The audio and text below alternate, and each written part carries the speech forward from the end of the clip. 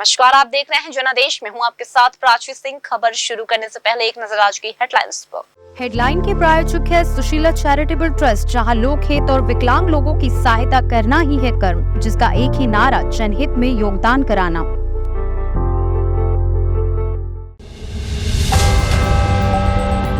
G20 summit को लेकर airport पर क्या है तैयारी, घरेलू उड़ान पर कितना पड़ेगा असर। G20 समिट में पुतिन जिनपिंग के दिल्ली नहीं आने पर जयशंकर की दो टूक, कही ये बड़ी बात। भारत कब और कैसे बना इंडिया, बहुत से लोगों को नहीं मालूम होगा ये कहानी।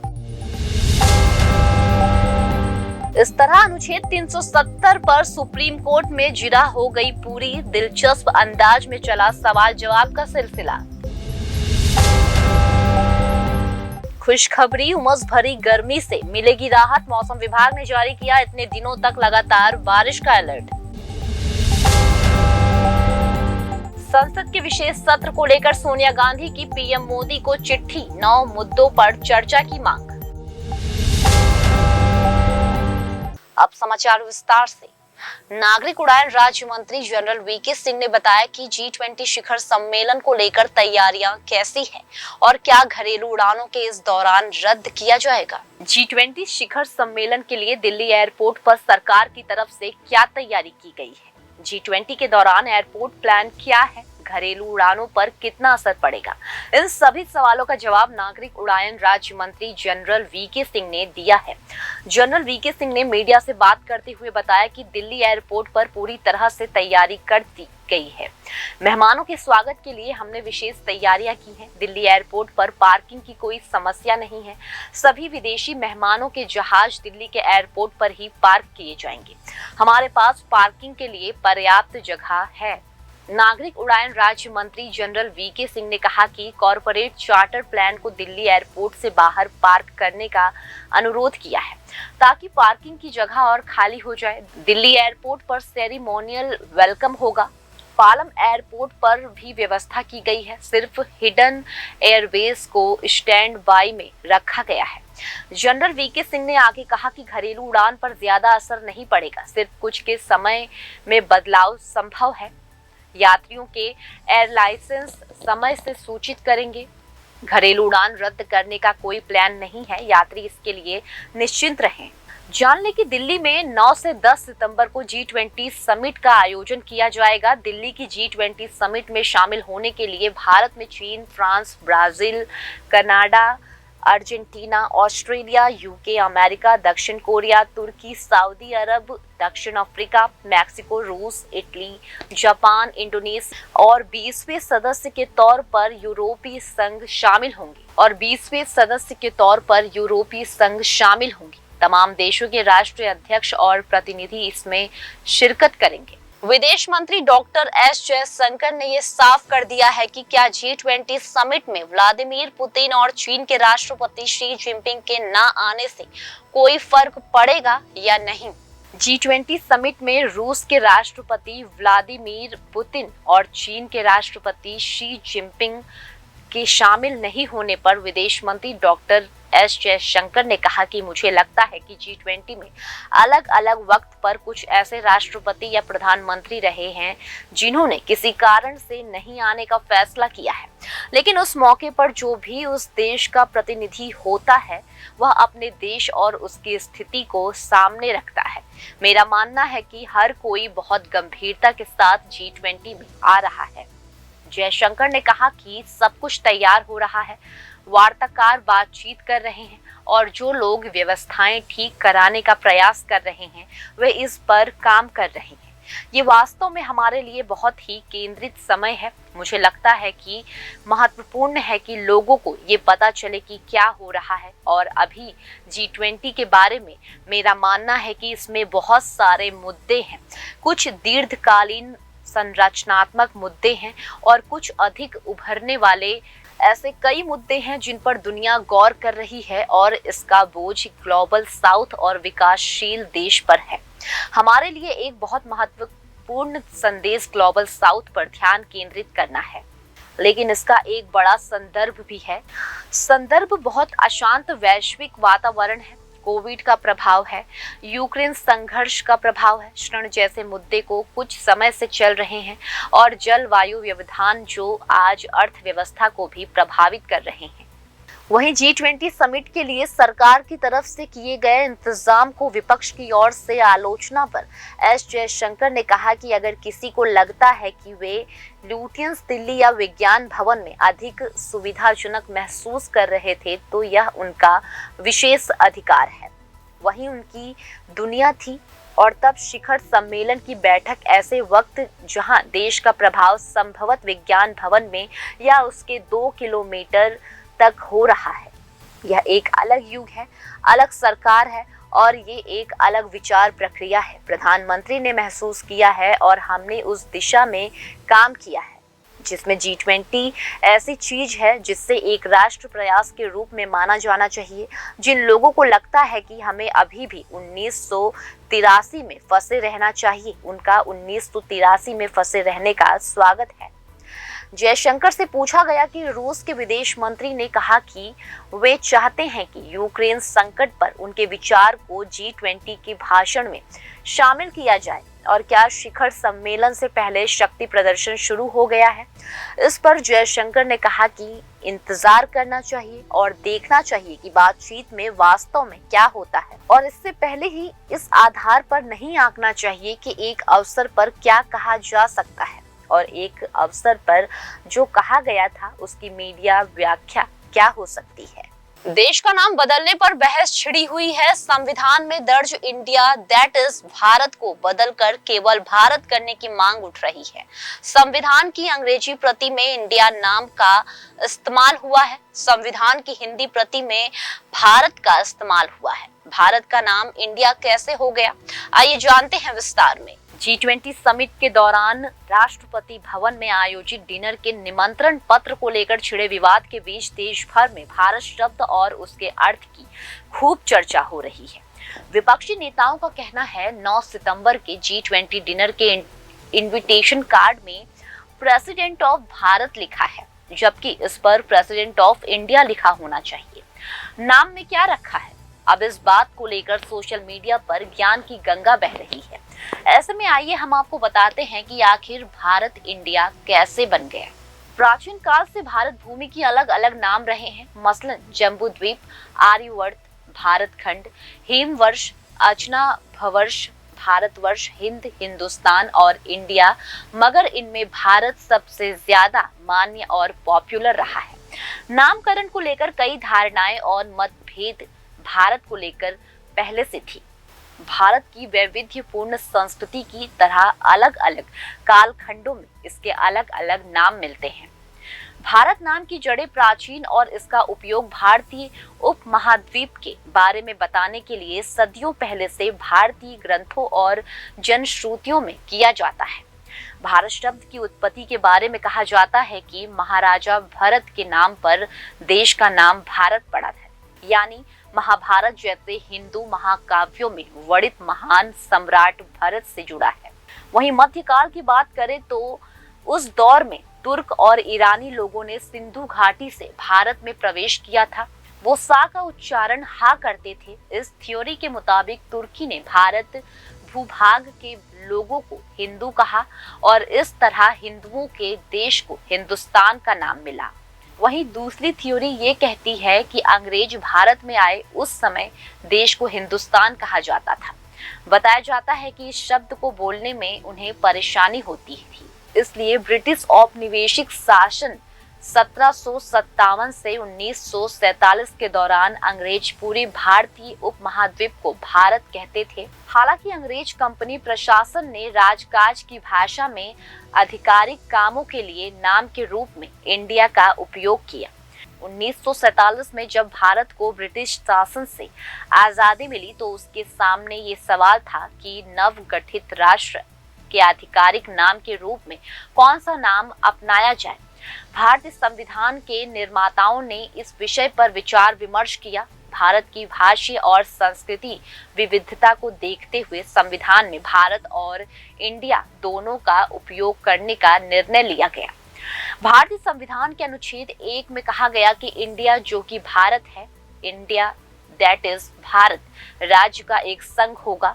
इस समझौते ने दोनों नामों के ऐतिहासिक और सांस्कृतिक महत्व को स्वीकार किया। बीते कुछ सालों में इंडिया अधिक आम तौर पर इस्तेमाल किए जाने वाला नाम बन गया। खासकर अंतर्राष्ट्रीय संदर्भों में यहाँ इसे अधिक आसानी से पहचान मिली है। दूसरी ओर हिंदी और अन्य भारतीय भाषाओं में भारत का प्रयोग जारी रहा।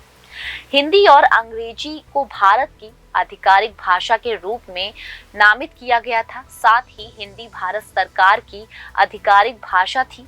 इसमें इंडिया के साथ भारत के निरंतर उपयोग में योगदान दिया। भारत की संस्कृति और भाषीय पहचान का एक महत्वपूर्ण हिस्सा बना हुआ है। इसका उपयोग साहित्य, कला, कविता और विभिन्न सांस्कृतिक अभिव्यक्तियों को विरासत और परंपरा का भाव दिखाने के लिए किया जाता है। अनुच्छेद 370 के मुद्दे पर सुप्रीम कोर्ट में जिरह मंगलवार को पूरी हो गई। जिरह के दौरान कई दिलचस्प सवाल आए, जिसमें सीजेआई ने याची पक्ष से सवाल किया कि क्या वो मानते हैं कि संविधान के अनुच्छेद मूल भावना से ऊपर हैं। अनुच्छेद 370 को हटाए जाने के खिलाफ दायर याचिका पर सुप्रीम कोर्ट में पिछले 16 दिन से जिरह अब खत्म हो चुकी है। चीफ जस्टिस डीवाई चंद्रचूड़ ने मंगलवार को कहा था कि वो जिरह जल्द से जल्द खत्म करना चाहते हैं। अब सुप्रीम कोर्ट के फैसले का इंतजार है कि अनुच्छेद 370 हटाया जाना संविधान सम्मत और विधि सम्मत था या नहीं।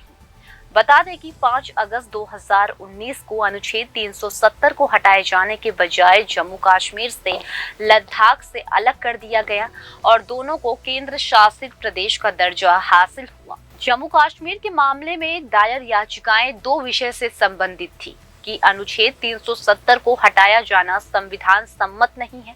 इसके साथ ही राज्य का दर्जा जिस तरह से छीना गया वो विधि के मुताबिक नहीं था। अदालत के सामने मुख्य याचिकाकर्ता अकबर लोन की तरफ से जिरह करने वाले वकील कपिल सिब्बल से पूछा कि क्या आपको नहीं लगता कि 35A की वजह से शेष भारतीयों के अधिकारियों की अनदेखी की गई और जो फायदा उन्हें मिल सकता था उस पर बंदिश थी। इसके साथ अदालत ने ये भी पूछा कि क्या संविधान का कोई भी अनुच्छेद आधार सिद्धांत से अलग है। इस पीठ में CJI DY Chandrachud, justice Sanjay Kishan Kaul, justice Sanjiv Khanna, justice BR Gavai और सूर्यकांत शामिल है। कुछ याचिकाओं में तर्क दिया गया है कि जिस समय अनुच्छेद 370 को हटाए जाने का फैसला किया गया उस वक्त जम्मू कश्मीर की संविधान सभा से पूर्व अनुमति की जरूरी थी। कुछ ने कहा कि जिस समय अनुच्छेद 370 को हटाने का ऐलान किया गया उस वक्त राष्ट्रपति शासन था। जिरह के दौरान कुछ याचिकाओं ने विलय पत्र का जिक्र किया। कुछ ने 2018 में सुप्रीम कोर्ट के ही एक आदेश का हवाला दिया कि अनुच्छेद 370 का स्वरूप स्थायी है। कुछ याचिकाओं में जम्मू कश्मीर को 2 हिस्सों में बांटा जाने पर ऐतराज उठाया गया था। 3 साल से अधिक के अंतराल के बाद 2 अगस्त को सुनवाई शुरू हुई। इसकी आखिरी सूची मार्च 2020 में शुरू हुई, जब 5 न्यायाधीशों की पीठ ने मामले को बड़ी पीठ के पास भेजने से इनकार कर दिया। ये संदर्भ इस आधार पर मांगा गया था कि शीर्ष अदालत के पिछले 2 फैसले एक से दूसरे के साथ विरोधाभासी थे, लेकिन पीठ इस तर्क से सहमत नहीं थी। मामले में कार्यवाही के अंतिम चरण में याचिकाओं के साथ अनुच्छेद 370 को स्थायी प्रकृति और इस प्रकार जम्मू कश्मीर की विशेष स्थिति पर जोर देते हुए व्यापक बहस और चर्चा हुई, जबकि केंद्र और अन्य उत्तरदाताओं से इस बात पर जोर दिया है कि प्रावधान हमेशा स्थायी था और इसका निरस्तीकरण भारत संघ के साथ जम्मू कश्मीर के पूर्ण एकीकरण की दिशा में अंतिम कदम था। उमस भरी गर्मी से परेशान चल रहे लोगों के लिए राहत भरी खबर सामने आई है। मौसम विभाग ने देश के कई राज्यों में बारिश को देखते हुए अलर्ट जारी किया है। इस बार जुलाई के बाद मानसून ने किसानों समेत आम लोगों को निराश किया है। बारिश ना होने से किसानों के धान की फसल की सिंचाई में दिक्कत हो रही है, वहीं भारी उमस लोगों का पसीना निकाल रही है। हालांकि अब मौसम विभाग की ओर से कुछ राहत भरी खबर सामने आई है। मौसम विभाग के मुताबिक मौसम एक बार फिर सक्रिय होने जा रहा है। इसके चलते यूपी, बिहार, झारखंड समेत कई राज्यों में बारिश हो सकती है। मौसम विभाग के मुताबिक 6 सितंबर यानी आज से 3 दिन तक बारिश की संभावना बन रही है। यूपी के 25 जिलों में ये बारिश होने की उम्मीद जताई जा रही है। इस बारिश से जहां उमस से राहत मिली है, वहीं किसानों को भी फसल की सिंचाई करने में फायदा होगा। कई जगह बारिश के साथ तेज हवा भी चल सकती है, जिससे पेड़ उखड़ने की आशंकाएं हैं। झारखंड में भी मानसून एक बार फिर सक्रिय हो गया है। राज्य के कई हिस्सों में लगातार बारिश हो रही है। आज भी प्रदेश में बारिश होने की उम्मीद जताई जा रही है। पिछले 24 घंटे में राज्य में 80 मिमी बारिश हुई, जिससे लोगों ने तेज गर्मी से राहत की सांस ली। मौसम विभाग ने राज्य में 8 सितंबर तक मध्य स्तर की बारिश की संभावना जताते हुए येलो अलर्ट जारी किया है। प्राइवेट मौसम एजेंसी स्काईमेट के मुताबिक आज मध्य प्रदेश के पश्चिमी हिस्सों में, पूर्वी राजस्थान, दक्षिणी गुजरात और पूर्वोत्तर भारत में हल्की बारिश संभव है। बिहार, झारखंड, पूर्वी और मध्य उत्तर प्रदेश, सिक्किम, उप हिमालय, पश्चिमी बंगाल, महाराष्ट्र, कर्नाटक, आंध्र प्रदेश, लक्षद्वीप, तमिलनाडु के कुछ हिस्सों और पश्चिमी हिमालय में भी आज हल्की से मध्य स्तर की बारिश हो सकती है। इस दौरान केरल, ओडिशा, गंगेय पश्चिमी बंगाल, छत्तीसगढ़, तेलंगाना, पूर्वी मध्य प्रदेश और अंडमान और निकोबार द्वीप समूह के बारिश के आसार बन रहे हैं। केंद्र सरकार ने संसद के आगामी विशेष सत्र को बुलाया है। इस खास सत्र में कई बड़े मुद्दों पर चर्चा और कुछ खास बिल पेश किए जा सकते हैं। अब इसी सत्र को लेकर कांग्रेस संसदीय दल की अध्यक्ष सोनिया गांधी ने ये बड़ी मांग की है। केंद्र में प्रधानमंत्री नरेंद्र मोदी की अगुवाई वाली सरकार द्वारा बुलाए गए संसद के आगामी विशेष सत्र को लेकर बड़ी खबर आई है। दरअसल कांग्रेस संसदीय दल की अध्यक्ष सोनिया गांधी ने इस सत्र को लेकर पीएम मोदी को पत्र लिखा है। अपने इस पत्र में उन्होंने 9 मुद्दों पर चर्चा की मांग की है। गौरतलब है कि कांग्रेस अलकमान के इस पत्र में पहले विपक्ष के इंडिया गठबंधन ने मंगलवार को केंद्र सरकार से संसद के विशेष सत्र का एजेंडा सार्वजनिक करने की मांग की थी। गठबंधन का कहना है कि वह एक सकारात्मक सत्र चाहता है। ऐसे में विपक्ष में ये उम्मीद जताई थी कि विशेष सत्र में सरकार महंगाई और बेरोजगारी जैसे मुद्दों पर चर्चा करेगी। माना जा रहा है कि सोनिया गांधी इस सिलसिले में प्रधानमंत्री मोदी को पत्र लिखकर विशेष सत्र का एजेंडा सार्वजनिक करने की कोशिश की है। कांग्रेस नेता जयराम रमेश ने इस पत्र के बारे में जानकारी देते हुए कहा कि सोनिया जी ने पीएम मोदी को पत्र लिखकर कहा कि ये सत्र बिना किसी वार्ता के मनमाने ढंग से बुलाया गया है।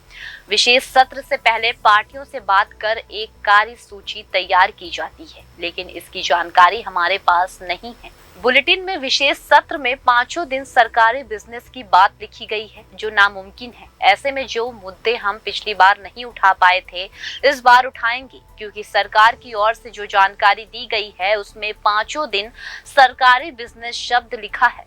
हमारे 9 महत्वपूर्ण मुद्दे पर बात होनी चाहिए, जो हम राज्यसभा और लोकसभा में उठाना चाहेंगे।